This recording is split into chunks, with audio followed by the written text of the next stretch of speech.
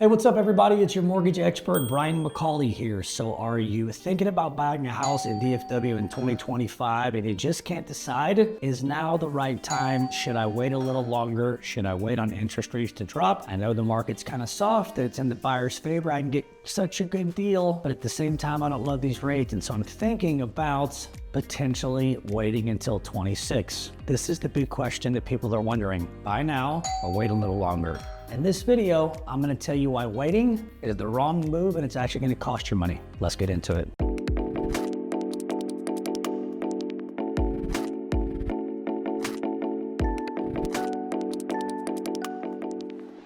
All right, so here we are on the back half of 2025 and heading into the end of the year. What we're seeing is interest rates, they're stuck. They're inching themselves down, but they're not inching down fast enough and far enough. However, some consumers are happy that there's a 6 in front of the interest rate, 6.99, 6.8, 6.7, whatever it is, and that's been enough for them. And we've seen some buyer market activity pick up, but everybody wants to know, hey, are interest rates going to get cut towards the end of the year? What's going to happen at the beginning of 26? And then what's going to happen in May when Jerome Powell is completely done? He is out and the Trump administration replaces him with a new Fed chairman. I think they're going to cut rates big time, but that may not be great for buyers that are waiting around for lower rates. I'll tell you why at the end of the video, but let's talk about right now. So,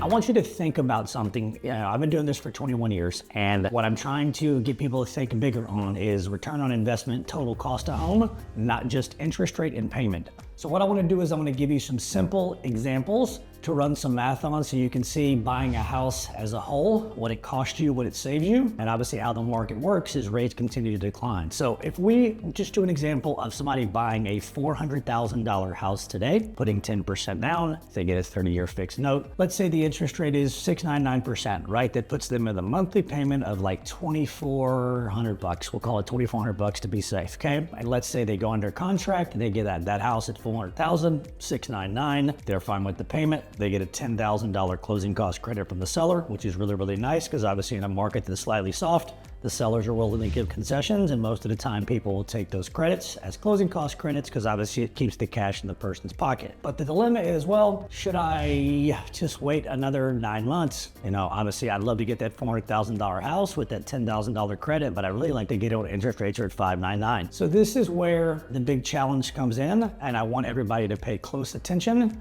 to the numbers on this. So let's just do this exercise that they get the deal to 5.99. That would lower the payment from $2,434 to $2,190-ish and save them about $240 a month, okay? That is a good amount of money, but here's the kicker that I want everybody to remember.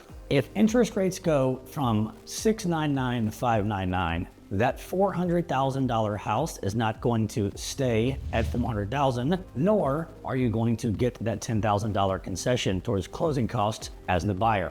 So when people look at interest rate and payment, yes, the difference of a $400,000 house at $699 and a $400,000 house at $599 is about $240 a month. That's part one. That is important, but it doesn't hold true because of all the other variables that change as interest rates drop. And this is what I really want to lean into on part two, and showing you guys what the outcome would be and how you would actually lose money if you waited. And so what I want you guys to realize, and what I want to talk about in part three of this, is the total cost and what it does to the market when the rate of rates drop. So ask yourself, okay, we just said the difference of a 6.99 rate and a 5.99 rate of $400,000 is, $241 a month. That's great. But we all know if rates drop 1%, that house price, number one, is not going to stay the same. And number two, that closing cost credit that you got back when rates were at 6.99 in the old days is also gone. So when rates drop from 5.99 to 6.99, running simple math, that house is not going to be $400,000. It's probably going to be more along the lines of $425.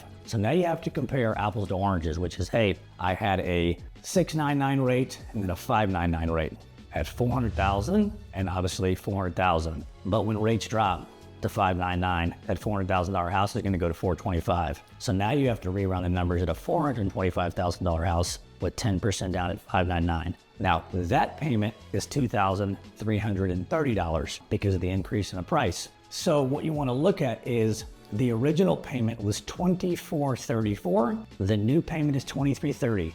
Yes, it saves you $104 still in the payments to wait till rates drop to 5.99 and overpay for the house at 4.25. Where I believe you lose money is two places. Number one, if you go back to the original illustration that we did, you got a $10,000 closing cost credit, which means you were able to keep an extra $10,000 in your pocket when the transaction happened. Yes, I understand the payment was $200 higher, but you got to keep $10K in your pocket. That means a lot. In this transaction, number one, the house is going to be $425,000, not $400,000. And so the difference of the payment is only going to be about $100 once the rate drops to 5.99. So you do save $100 in the payment, but what you lose is two other things that cost you a lot more money. Number one, you're going to lose that $10,000 closing cost credit because obviously as rates drop, the market creates a lot more buyers, a lot more demand, prices go up, and the seller no longer have to give away credits and money. They can actually take those back and charge more for the house. So you lose that 10 grand. The other component is you're losing $25,000 in equity. When you take the $25,000 that the house goes up in price on lower rates and the $10,000 that you lose as a closing cost concession, you've actually lost 35 grand. So when you take a big step back and think, wow, as a productive buyer that wants to maximize my return on the investment, it's not always about the rate.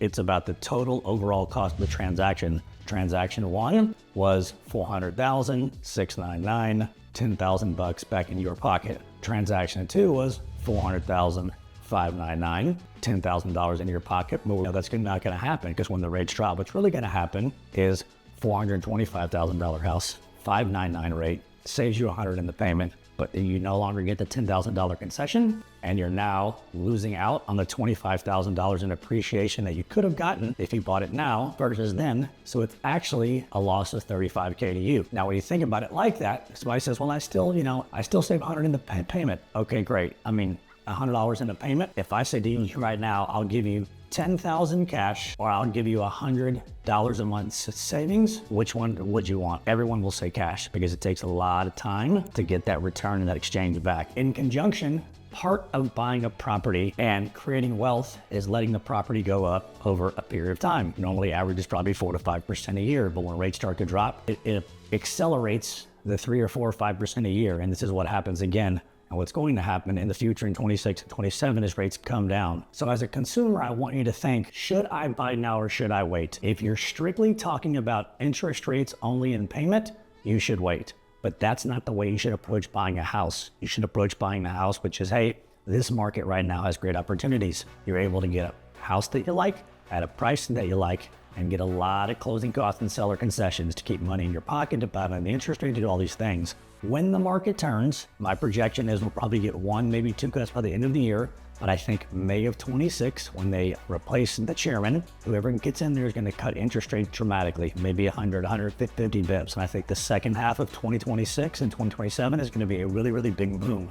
I would not want to be a buyer when that starts. I use the example of COVID. It's not going to be that bad, but it will probably be 50% of that because there is so much pent up demand and so many people that are looking to buy that when rates come from 6.99 probably down to, my guess is going to be 5.25 by probably Christmas of 26 or maybe Q1 of 27. Home prices will go up so quick. The inventory will shrink down. The sellers will not give any concessions. They are going to make people do cash offers over whatever the price is. And it's just going to be extremely, extremely hard to get yourself a house. And so number one is the way to buy a house. Number two, if you don't have a ton of funds and you can't afford to go above the price and beyond and pay for all your closing costs and all that stuff, now is the time. I think now is a better time than last year when I considered this as well, because we all thought rates would come down a little bit sooner, but they haven't. They've come down a ton, and they've come down a tad, and then they've frozen. But the issue now is we know that the expiration for the Fed chair expires in May of 26, and they're going to try to get him to do as much as he can in between now and then to shrink the interest rates down, and he might do a tad, and it might help some. But after that, things are going to get cut big time, and obviously the market's really going to rally. So as a buyer out there, again, I just did this illustration. I think, hey, the cost of waiting is only going to get more expensive. Don't wait for rates to come down. There is a little window in time where rates come down like 0.5% or 3/4 to where you get like 60 days and the buyers start to move. After that, when the demand goes up, the competition starts to come in, and if rates continue to get cut, there's just going to be a frenzy, and those house prices are just going to continue to go up and up and up. And so whatever you save in the mortgage interest in the payment, you're going to overpay in the house. And a lot of times it offsets itself. In this scenario, you still saved $100 in the payment. Way to go. But you lost a $10,000 closing cost credit in your pocket. And obviously you lost out on the $25,000 in appreciation that you could have had if you bought sooner rather than later. So full scope here, if you waited and had the same scenario, and there's a ton like this, you would have saved $100 in the payment, but you would have cost yourself 35,000 bucks on the back end. That would have been 10,000 cash on cash for a closing cost credit, and that would have been the $25,000 in equity that you would have gained had you been the person that bought now and then rode the wave as interest rates start to drop. So I believe the cost of waiting is only going to get more expensive. I've been doing this for 21 years. I'm really familiar with the DFW market. There are a couple places that are still kind of cool, houses sitting for a period of time. There are some places that are warm. I see some places where houses are going off the market in 1 or 2 days. If you're looking in the places where things are friendlier and cooler and they're not flying off the market, the indicator on this is look at the DOM, the days on market. Get with your agent. Anything that's been sitting 2, 3, 4 weeks or longer, those sellers are willing to make a deal. If you want that house right now and you want a cheaper interest rate, get closing costs from the seller. Use that money to pay for all your closing costs, and then whatever the leftover amount is, sometimes it's 5 grand, 10, 15, 20, do a temporary interest rate buy down. Buy it down 1% for a year or 2% to 2 years. At the end of the day, you'll still get the payments that you want. You'll still feel good about the house, and all those expenses will be paid for by the seller. And then when the time comes, May or there shortly after, when rates get dramatically cut and the boom happens, what can happen for you is you can refinance from your couch. So if you got a 6.99 rate and you buy it down to a 5.99 for 1 year, you don't have to worry about getting in line to buy a house anymore. Your house can go from 400,000 to 425 to 450. Meanwhile, you can refinance from your couch and not have to worry about overpaying, overspending, multiple offers. All these things that I promise you are coming. So I think the time to buy is now, as long as you like the house, you can afford the house. I think it's a good deal. A deal for everybody is different. I think a good deal is anybody can get a house that they want and like at a price that they want and like with the seller concession that can help them out with interest rates, closing cost. I would much rather buy now, secure everything, wait for 26 to happen and the rates to drop, refinance my note